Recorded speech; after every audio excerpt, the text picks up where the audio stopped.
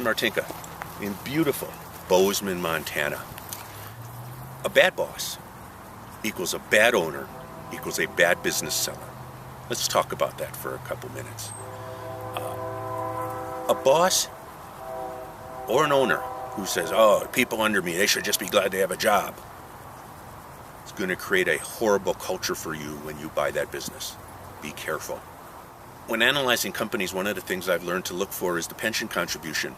If it's, and it doesn't matter the amount, but if it's 90% going to the owner and their spouse and 10% to the other 40 or 50 employees, you've got an owner who's worried about every last nickel to themselves.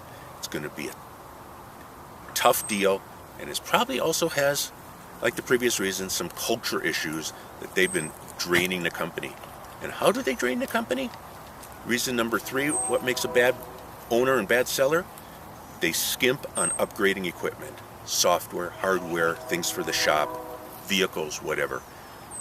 My favorite story is a client of mine who bought a company, and one of the first things he did is he replaced the printer for the accounting department.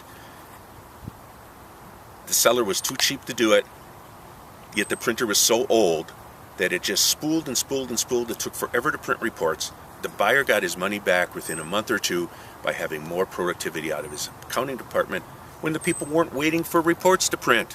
Benefits is another one. Recently analyzing a company with a client, and they had 60 employees. They're mandated to have health benefits. They don't have them. So we're trying to adjust the profit to say, number 1, do we put in the cost of benefits for all these people? Or do we put in the cost of the penalty to the government to reduce the profit they're claiming they have?